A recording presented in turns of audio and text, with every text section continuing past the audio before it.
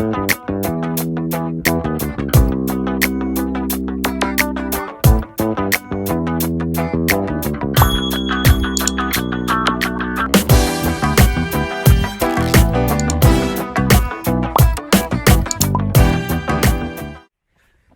look at what we get to run and look at the rock formations.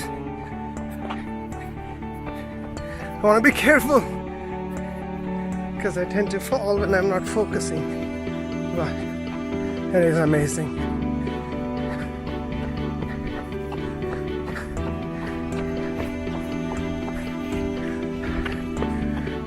For me, this ultra running is all about breaking down problems, right? Everyone talks about aid station to aid station. Everyone talks about repeat loops without knowing the end.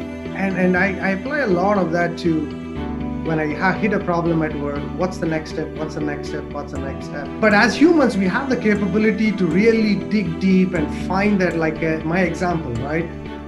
No sleep is less than an hour and a half of sleep over 4 nights is not easy, but you have to be clear on your why. I had a very clear why. That's Hima Mukkamala, and I'm your host, Santosh Shiva. Welcome to another episode of RYD Diaries. Thank you all for continuing to support this channel and watching these episodes. It means a lot to all of us. The first time I heard about Hima, it was through an article a friend of mine had shared about his journey in the Moab 240. That's 240 miles of foot racing. I used to think 26.2 miles was a lot. Well, there are folks who are doing 240 miles of foot racing. So I don't know what the limit is, right? We get to talk to Hima about why he pursues these seemingly challenging adventures. He's a successful C-level executive in the tech industry. How does he balance training, family, and work pressures? How does he prepare and train for these kind of events? And finally, what is his next big adventure? Let's dig in. Hi, Hima. Welcome to Run Yogi Diaries. Hey, Santosh. How's it going? Going good.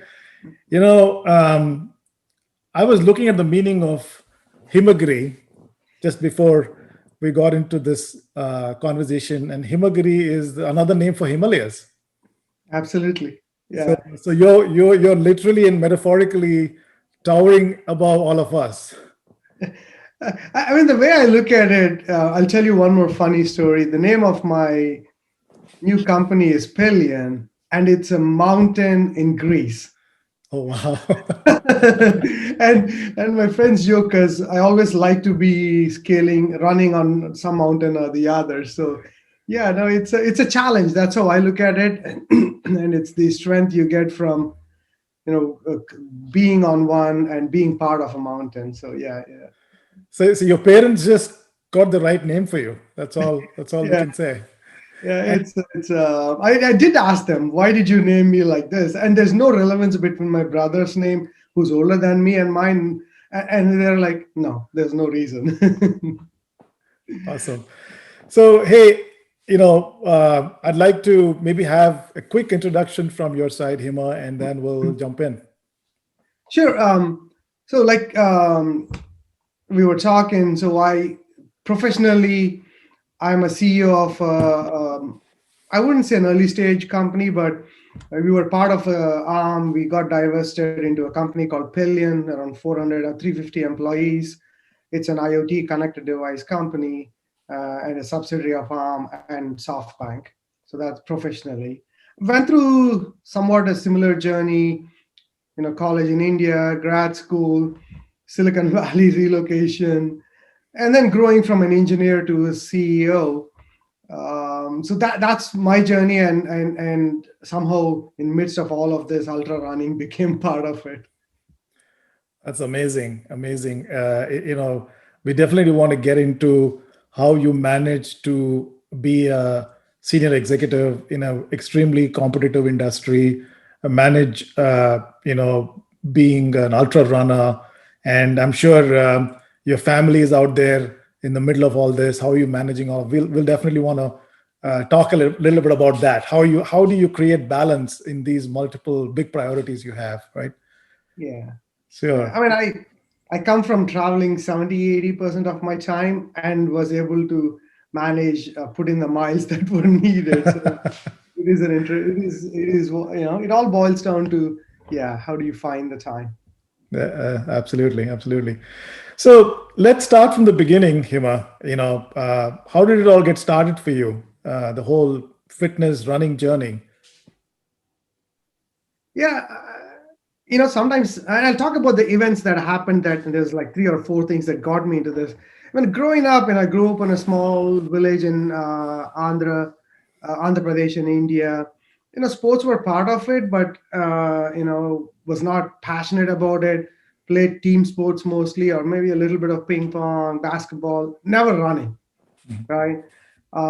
So when I moved to US, played basketball, continued the team sports. I think there were three or four events that I think triggered my ultra running journey or my running journey. If you look at 2004, that's when my stress level started peaking. Being as more responsibilities as an engineer. So I started with like 3 mile runs on a treadmill. That was where I started, and I used to be so happy about those 3 mile runs on a treadmill, 3 times a week, and so on. The second event that sort of triggered it, and it's a little bit personal. I want to bring awareness to this also. Lot of If you look at the number of Indians who sign up for bone marrow transplants, that is essential for cancer patients, is very low compared, because there's a little bit of stigma. So in 98, when a friend of mine, his brother's kid, unfortunately got this, I signed up for being a bone marrow. In 2007, I got matched. And so I ended up donating for an anonymous patient. And at that time, I was also living in China. I used to go back and forth between China and Bay Area. There was a little bit of complication that came out of it, but that after the procedure, I got into a little bit of mental stress sitting on a plane for so long, because I used to travel back and forth every 2 weeks between China and the Bay Area. And so I was trying to find something that would bring some mental strength back to me, a peace to me. And so that was the second event that sort of triggered me into getting into running. But at that time, I wasn't thinking, okay, long runs, right? I was still thinking, I want to live a healthier lifestyle. I want to relieve some of the stress that's happening and the mental sort of stress that I was going through. So that got started, and I think I ran my first half marathon February 2010. Right, that's where I thought, and I told myself, I'm not running anything more than marathon. That's stupid. Why would I run a 26-mile run? And so that was my pivot into running as something that I would do. Yeah, and then Rest is history. I can get into how I got into the ultra side of it. Yeah. No, we should. And so this was what you were in your mid 30s when you Yeah, started. Yeah. yeah, it was exactly my 34, 35. When I got into like the first half marathon was 2010. I think that was like that was a 36. Yeah. So did you continue doing going into full marathons after that, and did you Yeah. continue pushing on that? Yeah. So I'm a very goal oriented person. So I look at, okay, I'm doing this. So what next? What next? And so I did like 10 or 11 half marathons. And then 2014, I think, after 3 years and a half, I said, okay, the next goal is a full marathon.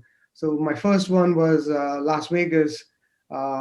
It's one, I don't know if you've heard about it. They do it starts at 9 p.m. or Yeah. some odd time for a full marathon.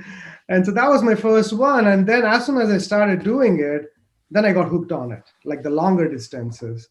So I've done five of the world marathon majors.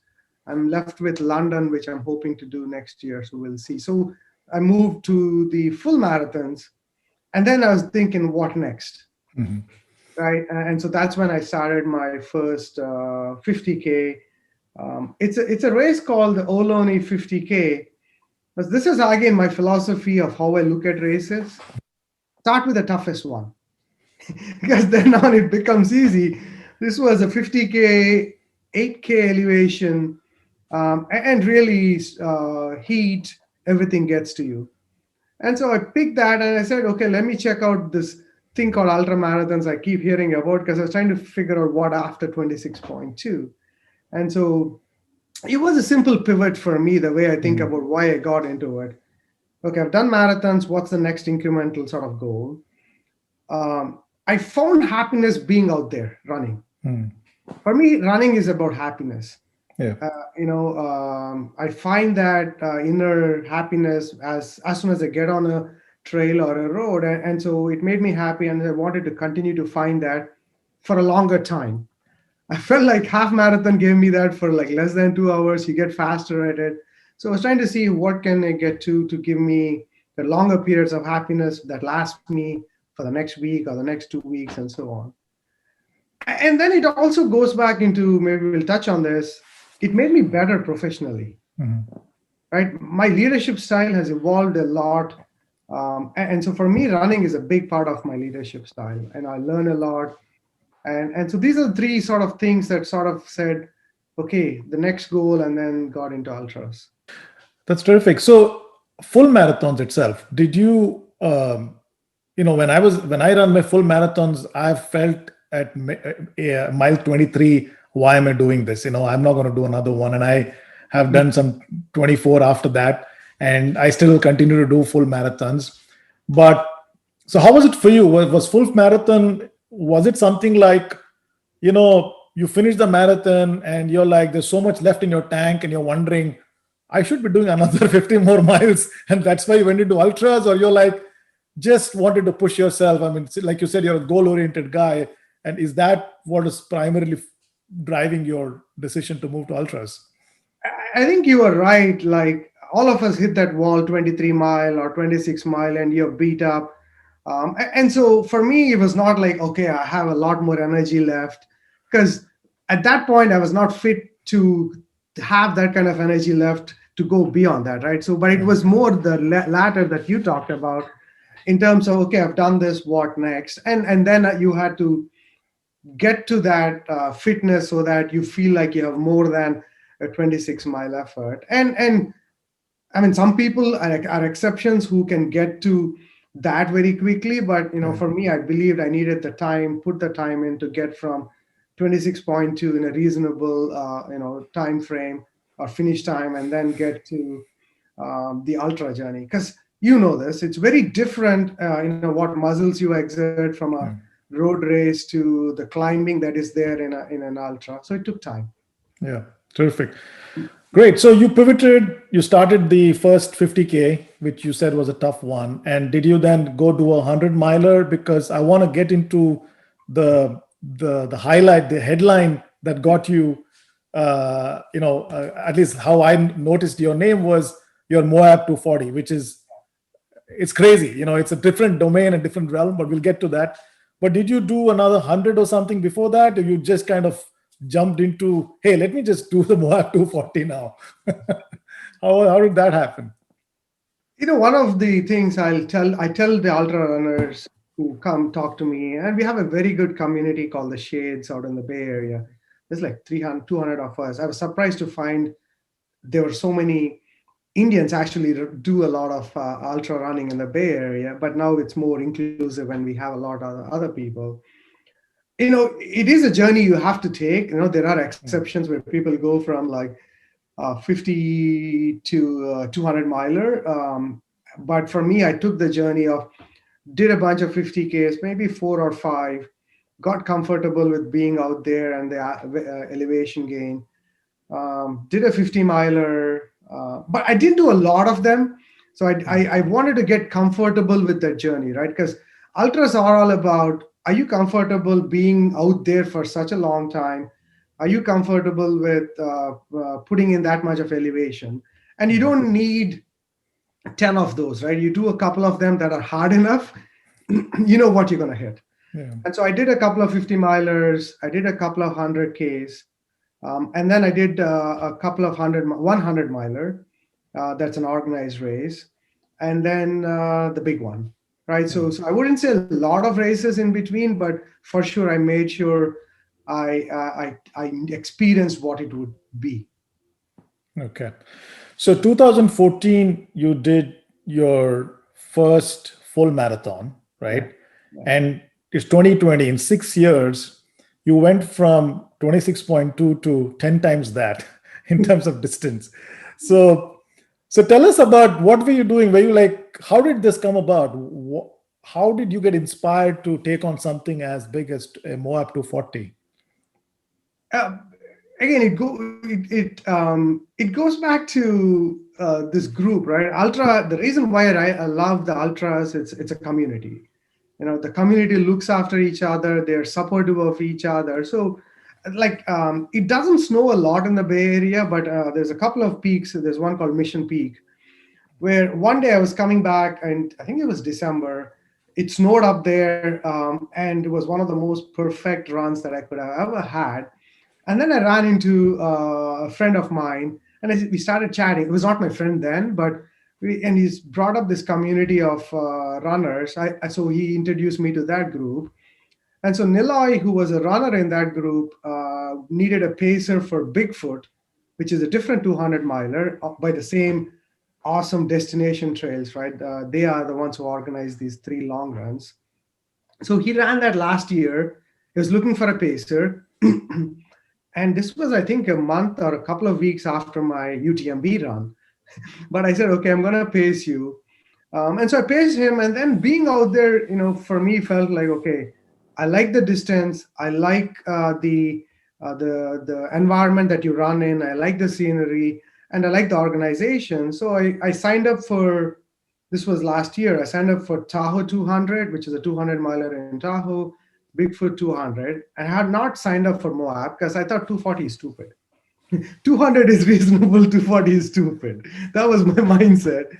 But then everything got canceled. And then when Moab got confirmed and Niloy was already in, I said, okay, let me put my name in the wait list. And I signed up for pacing and crewing him. Luckily, I got in. As I knew that there would be a chance of pacing him or getting into the race, I was continuing my mileage to the pandemic. I think I ran like 42 or 43 consecutive half marathons every day. Wow. So I knew I would, one of these races would come through, and so I was trying to keep myself ready for it. And so yeah, so that's how I got in. And so that's how Niloy and I started to, and then we did a couple of training runs. Like we did a 150-mile training run to get us ready for it. That was self-supported. So that's how it got started. But then there was a lot more to actually getting there and doing it. Yeah, no, it makes sense. And I think you also answered in a way your approach to training. So 43 half marathons every day, that's quite a bit of volume of running, right? Yeah. And you also have done a 150-mile self managed training run. That's another. So I guess that also answers the question in terms of what does it take to get there. But I do have one question on training. Now, what about how are you making sure that you are not getting injured, and how are you staying healthy? Because this is a lot of stress on your body. Yeah. And so what is your approach to that? Are you following any particular method, or do you have if you have a coach for this? How do you go about it? What I don't have a coach. So for me, it's all about leaning on friends, leaning on uh, community to figure out what works best, and so on. For me, training is all about how do you get ready for the challenges which you're going to see, and getting used to those challenges before you get there. Mhm. And so for Moab, I think the before I get into like how I train and injury prevention, we had to really, Niloy and I needed to get to a long stretch, because ultras, a 4-day ultra is all about not pace so much, but it's about time on the feet and subjecting your body to lack of sleep and the continuous elevation up again and loss that you have to put through. So that's what we had to put together a training plan, and doing that with, with the challenges of pandemic and work and so on. And luckily, between Tarna and Kaushik, we had like a couple of the best pacers and crew we could get, and so they helped a lot, in getting through it. But coming back to my training, I'm 47. The way I think about it, I'm trying to maximize my distance and how long I can run, and also trying to maximize how many more years I can put on my feet. And so I don't. When I was running marathons, I would shoot for 3:30, 3:20, and so on, and I got close to like 3:30. That was my best. But now I'm looking more at, and I feel like that increased mechanical sort of stress on that comes with speed is the one that causes more repetitive injury, motion injuries. So one thing I'd make sure is focus on the distance, focus on giving the body that space to recover from it, from the stress you put on it. And so for me, that holistic view of how I look at training to enable me to continue to run longer. And I have a stressful, a busy work day, and so I want to make sure, I do the half marathon, and then I'm able to go back to work either the rest of the day or the next day. So that's how I've looked at balance, is making sure the injury thing doesn't impact you. The other, but from a recovery, I've been injured, my ankle has sprained, my back has given up. The Strava is a good and bad. You see all your friends continuing to put the mileage and so on, and you are stressed out trying to come back as Right. quickly as possible. The ultras are all about, it's your journey, it's not competition, Mhm. right? And so that's one of the things I've told myself, and I continue to focus. And again, it helps me in my professional life. Focus inwards, focus on your journey versus trying to think about how much mileage others are putting in. And you'll catch up, right? So take the time to recover, and that's something which I've continuously forced on, not to rush recovery. Okay. So let's talk about that. So 43 half marathons back to back every day. That's by itself a huge feat of endurance, right? So do you run, like for example, there are methods like Maffeton method, low heart rate methods. Are you following some of that to keep yourself, injury free? And the other thing is immunity, right? Because if you're at these volumes of running, how do you make sure you are healthy, you're not catching a bacterial infection? So then nutrition becomes important. So I'm sure you're doing something right in your recipe. There's a framework you have.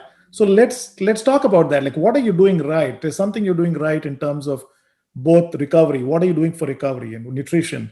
Because if somebody wants to do this and they want to follow your recipe, uh, what would be those few things that they can take away? you know I've not followed someone's uh, practice of like, what's your diet, what's your running, Right. what do you recover, and so on. So I'll tell you what I follow. Yeah, absolutely. So for me, it's been more a simplistic.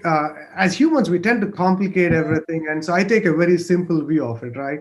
When I was running marathons, when I set that goal of going for 42 or 44, the only thing I told myself was, I'm gonna run at a pace where I don't feel like I'm exerting myself.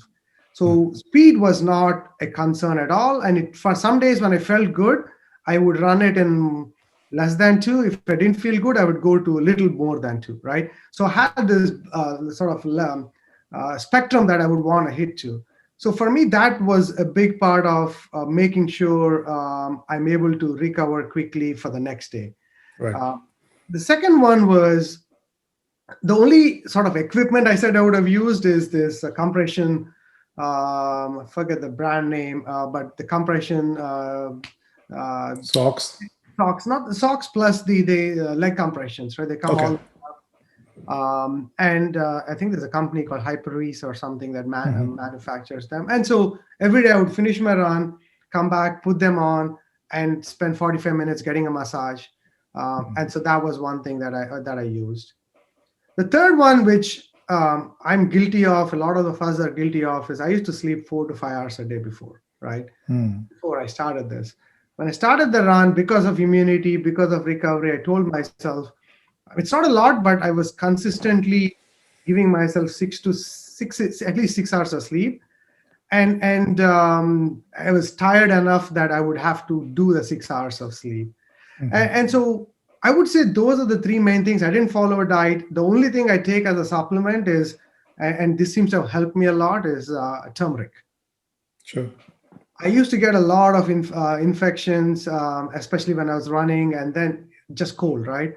Luckily, over the last 2 years since I've done this and increased my mileage, turmeric seems to be have some benefit that again I'm not deeply read into it. It could be having a placebo effect, but it Yeah. seems to help me.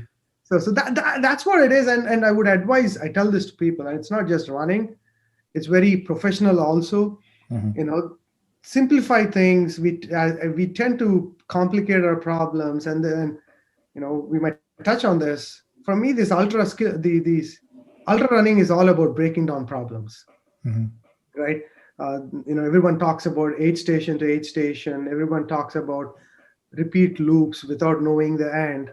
And I apply a lot of that to when I hit a problem at work. What's the next step? What's the next step? What's the next step?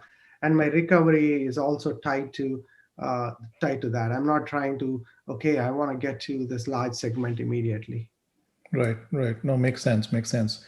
And it's like organically, Yeah, do what's right to the next level. But at the same time, I think what's important to note is that you are using some good practices in yeah, the process, even if it is unconscious. yeah, You're probably also eating healthy already. You're yeah, not, because inflammation is also a function of bad food. yeah, And if you're putting yourself to this level of training, obviously what you're putting into your body has been good. That's why yeah, it's also worked. And so great. No, those are terrific thoughts.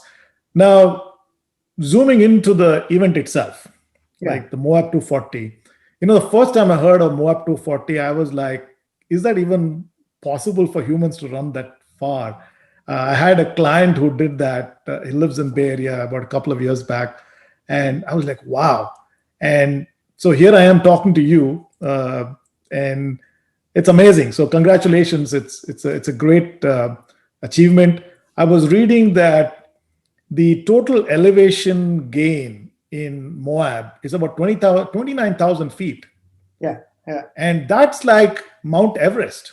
That's like climbing Mount Everest. I had a guest last week who actually summited Mount Everest, and yeah. she so we it was like 29,000 feet. So that is amazing. That's just amazing. So let's hear about it. Let's hear about the event itself. How was it for you?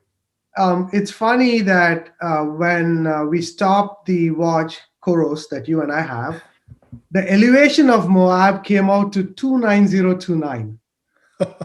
It's exactly the elevation of Everest, and it was so coincidental. And so when Niloy stopped, I ran out of power because I didn't charge it, and I'll tell you why the story. But he stopped it, and he's like, "It's 29029," which happens to be, but it is. It is so elevation is a big part of it, and it's not if when you do the ultra running, there's part of it which is about ups and downs and getting to 30,000 feet. I did my last 100 miler was in Whistler, British Columbia.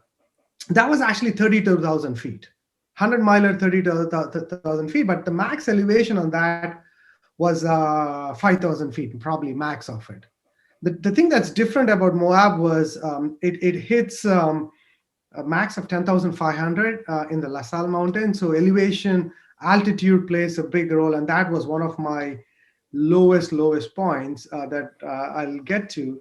So like we discussed, talked earlier, got into the race, and then the next challenge was finding these pacers, and so ended up finding Kaushik, and it's again the story of ultra running, right? It's all about community. This friend of mine, Taruna, she and I went to college together. I wrote about this in my blog. We haven't talked in like last 26 years. And then I know she's a hiker. I reached out to her and said, "Hey, do you want to come pace for us?" And she said yes. Right? She had never run an ultra. She had never run a marathon, Wow. and there she ended up pacing us for I think 80 miles Wow. in the race. And same with Kaushik. He had run a 100 miler the week before. He came in and then he paced us for 100 miles in this race. And so we found the right pacers. And so we just talking through the race. It was a good start for me. I was feeling healthy. I was feeling strong. The first 2 days, unusually hot weather, and there was probably 35% of the race dropped out in the first 2 days, in Moab. And luckily, I was hydrating well. I slept 0 hours in the first 3 nights, if I remember. And so for me, there was a goal I had, which was probably not a good idea in going in, to go as long as I could without sleeping. That I wanted to just explore that side of my capability. And so the third night had one of the longest. The second morning, second night had the longest climbs, and it got to around 8,500 elevation. So without sleeping second night, by the time I finished my third morning, I knew it's going to cause a dent in my effort in the next section. So got through the third day okay, but then we hit the La Salle Mountains at 10,500 feet on the fourth night, right? So that by that time I had only slept maybe an hour and a half or so. And this is like the pivotal point, right? We are at around 160 miles by then. And then, so the next 40 miles, there is almost 10,000 feet of gain at that elevation, no sleep. And I could see that my mind is basically telling my body to shut down. And luckily we had I had Kaushik who was pulling me through that. And this section, that last 20-mile section at that 10,500 elevation, is pretty dangerous because it gets down to 20 temperature of 20, and so they check for all your gear. They tell you not to sleep on that trail because you could go through hypothermia. And that was when I was at my lowest, right?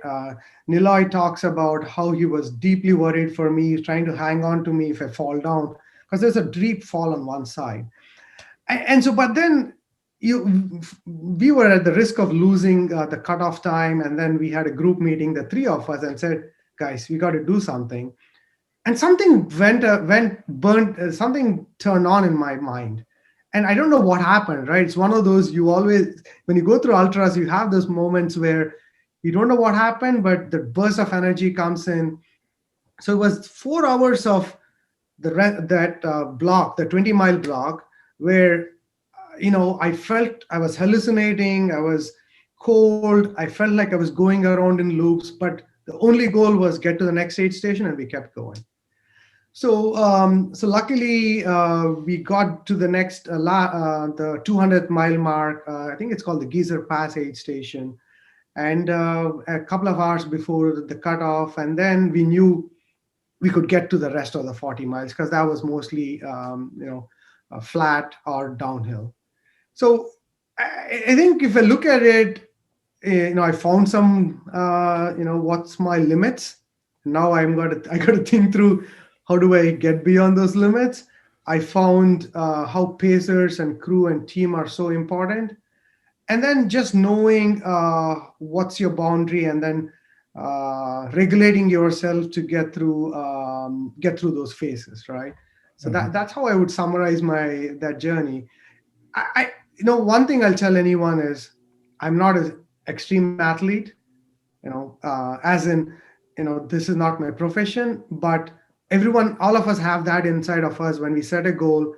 And I used to tell Niloy, there was only one phrase that we had: quitting is not an option. Mm-hmm. Right? And we kept reminding each other, we can slow down, we can take a break, but for us, the goal is important. Let's break it down and get to it. Terrific. Yeah, absolutely. I think one is your pacer, the story you're talking about. uh, Taruna who's never run, and she's pacing you. That's just amazing. I mean, she must have good genes. I mean, it's not easy to do that. So that's terrific. And She's a hiker, and sorry, I had to put this in. Same, like similar to me. She's now signed up for Tahoe 200 for next year. you're a bad influence. You're getting a lot of people in trouble. No, that's amazing. That's amazing. And you talk about the whole mantra of not quitting, and I think it also important to call to focus that while it's easy to say that, there is a fundamental willpower to honor your commitment at no cost. I mean, at all costs, rather, that keeps someone like you doing that, because it's easy to say not to quit, but and I know that there is it always happens to a lot of people, especially when one is faced with difficult, extremely painful circumstances. Yeah, absolutely. And that everyone talks about the why, Mhm. right? For me, if you know your why, then I'm not saying, if you're gonna get into a really difficult situation, if it's gonna affect your health and so on, then you quit, obviously, right? But as humans, we have the capability to really dig deep and find that, like my example, right? No sleep is less than an hour and a half of sleep over 4 nights is not easy, but you have to be clear on your why. I had a very clear why, and every time I go into a race, and it doesn't change so much, right? Why I do my ultra running is very clear. And so if you have that clearly established to yourself, then you are absolutely right. It's easy to say quitting is not an option, but to honor that commitment, you've put it really well. Honoring the commitment to yourself comes from the why. For me, it was there was the and we actually had a discussion. Our pacers asked us, why are you doing this? This was our journey, our 14-hour drive from the Bay Area to Moab, and so we all had to be clear on our whys. For me, there's three main things. Running gives me happiness. That is a big why of why I do this. For me, running is how I become a better leader, because all the lessons learned, this iterative problem solving, all of that contribute to running a company and honoring the commitment to the team that you have. Mhm. The next one is, for me, like, all of us tend to sit in these cocoons of comfort and not finding those no, I'm not saying go skydive all the time or whatnot, but incremental limits that you have, and finding those next challenge and the next sort of strength that you can find. And so for me, that's my other why. So finding those limits that you stretch beyond your comfort, and those give, and every one of us have to find that why, to honor that commitment to yourself. but Yeah. but I would tell that anyone who wants to do a 50 miler, 50K, 100, doesn't matter. When you want to go to the next goal, find your why. And the same thing applies to, if you want to find the next role. When someone comes to me and says, I want to be a manager, tell me why. Yeah. No, absolutely. Well said. And I think just to add to what some of the three main whys that you're talking about, especially pushing to uncomfortable zones. Again, something very easily said. Everybody talks about it. It's the most misused terminology in the corporate world. Everyone wants to go to uncomfortable zones and grow. But I think running and ultras is a good physical manifestation of that practice. And you can take that physical manifestation into a very abstract kind of jobs that we all have, which is, whatever we do, we can't show anybody we are in a comfortable zone or uncomfortable zone. Yeah. It's a right. No, So you've actually put it well, and I haven't really thought about it that way, but it's easier to articulate that uncomfort zone in ultra running, and once you do that, then you can now easily see, when I set my career path, I had to go through these steps, but it wasn't clearly articulated that you go from running a engineering team to running a P&L to becoming the CEO, and the uncomfort between each of these. It's a good metaphor of what you can see in work to ultra running. Well, yeah. yeah, well put, well put. Yeah, terrific. Now, what about how are you managing? How are you balancing your priorities, family? We haven't talked about your family. How does your family think about all this? First of all. I have two daughters, and they gave me a book. It's somewhere here. So yeah, they gave me a book. What I love about my dad for my last birthday, and I was laughing because a couple of things in here, right? They wrote like, what do they like, and so one of the pages says, "I love remembering the time it took me to run my first half marathon." That's my 12-year-old, 16-year-old who was 12 when she ran her first half marathon, and she loved that remembrance. The other one was, I love that you gave me the courage to run. And then one more is love. I love you, Dad, because of your ability to run and work. So I'm so glad and lucky to have a family who see that this is such an important part of who I am and how much passionate I am about this, that they give me the freedom to. I remember the story of I because I used to fly 70% of the time. I came in one late in the evening, or 1 a.m. something, and 4 a.m. I was in Mission Peak running up and down. And so I think family, going back to family, right? I like to use the word balance is such an overused word in my mind. The way I think about it is it's like your work, running, and family integration. You know this, and being in a high tech space, we spend so much of the time, the boundaries are so sort of superfluous, that I look at this as a more holistic approach. And so that way I used to be in the phase where I used to criticize myself on, am I doing too much? Am I spending so much time away from? And it was nothing to do with running, just work, right? Am I spending too much time away from family and so on? And what this has enabled me to show to teach myself is, make the time that you spend count and find that most amount of happiness, whatever time it is. Don't measure by, is it 1 hour, 2 hour, because it always goes in. It depends on what period of your life it is. So I'm happy to see my family be supportive. There are days when my wife would tell, "Go run," because she could see that I'm in a stressful situation. She could read it from my face, Yeah, yeah, yeah. and so that's how I see it. Right, integration of these Yeah. three parts of it together. No, well said. I think if your family gets a better version of yourself in return, why Yeah, wouldn't they send you out to run? yeah. I completely hear that. And what about work? How are you able to squeeze in your practice runs and training in a busy schedule? Now, of course, with pandemic, travel is down, so I'm sure we have a little bit more time because of that. But otherwise, when the travel was at 70%, how are we managing that?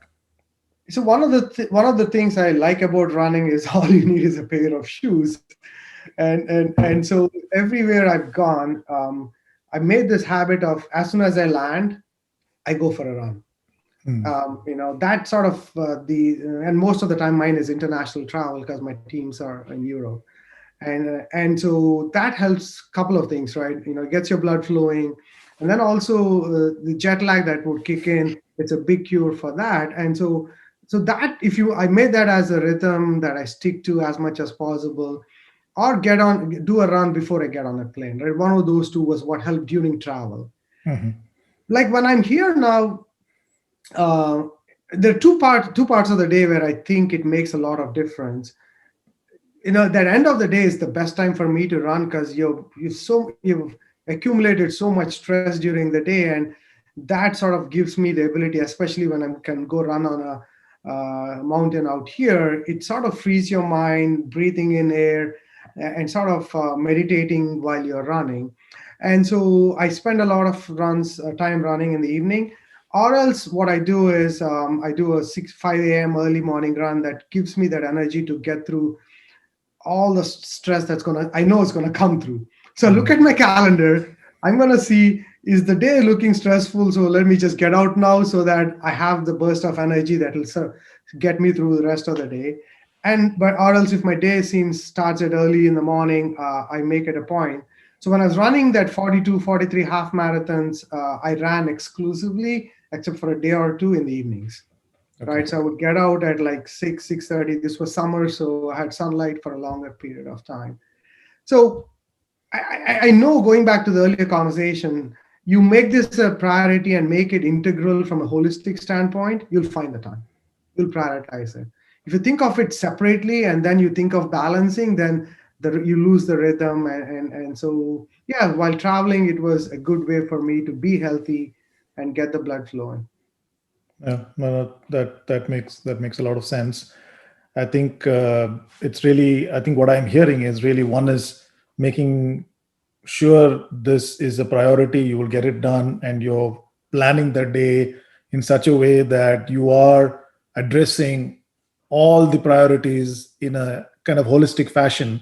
Yeah, Even if you spend 1 hour with the family, but it's quality time, and then you have 8 hours of work and then a 1 hour of run, you still maybe 8 hours of work and 2 hours of family and training, but it's still quality wise it's the same. And that's what I'm hearing from what you're saying. That makes a lot of sense. absolutely. Absolutely. And that's where it goes back to my view of integrated, holistic view of it versus balance, right? Or looking at each of them individually and thinking about allocating Yeah, uh, hours to each of these three parts of how you yeah, spend yeah, this earth. yeah.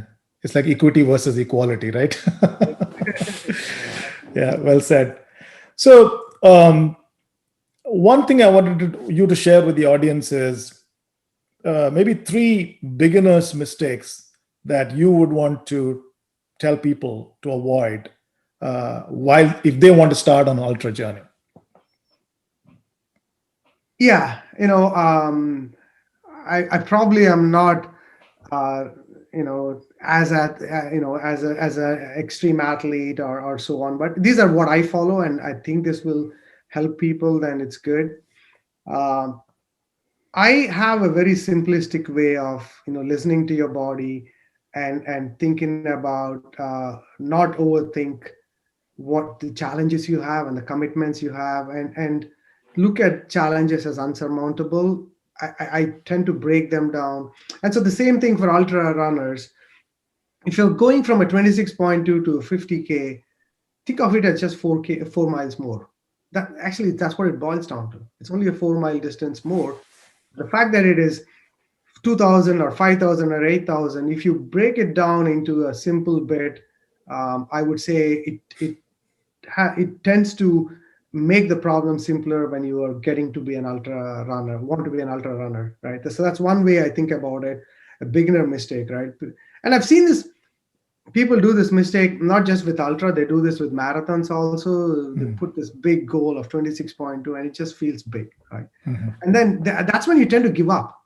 The biggest problem I see in the running community is you do one race and then you're done because you've set this up as a big goal and you feel like you've achieved it, and then you're like, okay, I'm done.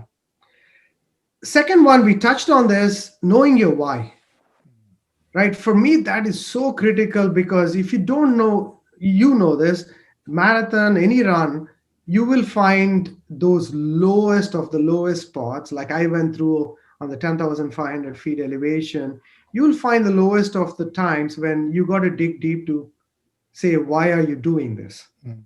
And so be very clear on your why. And if you do that, then you'll dig yourself out.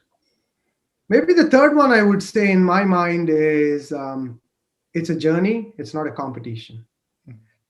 If you plan to be an elite athlete, none of this applies to you. But if you are mid-pack runner who is trying to bring happiness, bring wholeness into your life by using running, it's a journey. Look inwards. Don't focus a lot on how others are doing. Use them as inspiration. Don't use them as a benchmark, right? And so those are the three main things I would suggest. But then, more importantly, of all of this, find happiness in this. Mhm. If you are doing it as a chore, you're doing it because you heard somewhere running is good. I tell people, run with a smile. Finding that happiness from doing this is so important. One book I would recommend is, this actually changed how I look at running. It's called Running with the Mind of Meditation. I'll send you the link. It changed. I used to think meditation was sitting in one place, not moving, and someone like me was hard, right? I don't do yoga. I didn't do meditation, and so this book actually helped me change my view of how I could bring happiness and meditate while I'm running. And if you find that happiness, try to set that as a goal to find that happiness. That is what I would think would be my three suggestions, advices Sure. for again mid-pack runners like me. Yeah, yeah, absolutely, absolutely. No, makes sense. The great tips, and anyone who is looking to aspires to either do keep pushing. I think these are great tips. So what's next on your project? What next are you planning?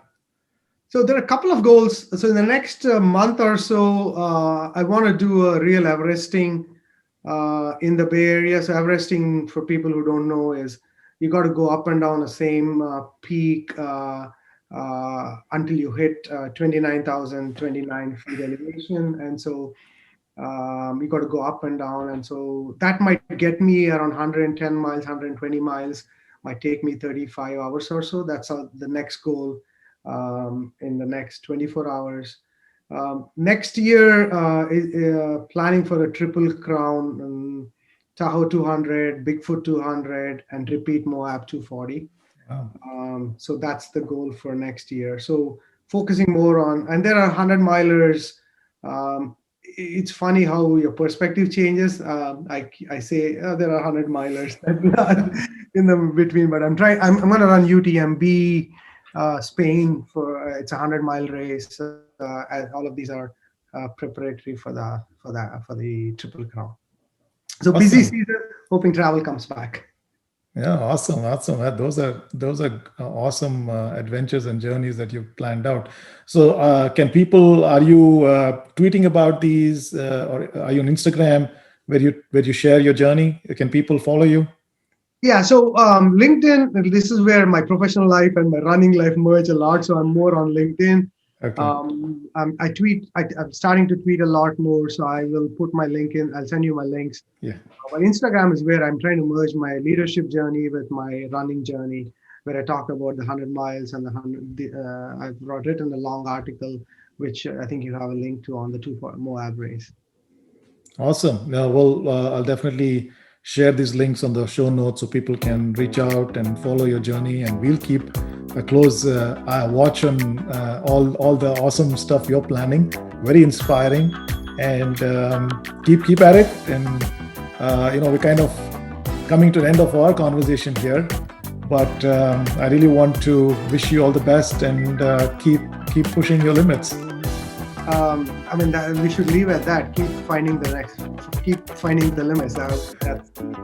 That's the mantra. So thank you. Thanks for the time. It's very inspiring. It's a noble thing you're doing, trying to get people, inspire others to, with your interviews and conversations with other athletes. And it's key that they're not just elite athletes; they're different phases of athletes. And so awesome. Keep doing that. And I will.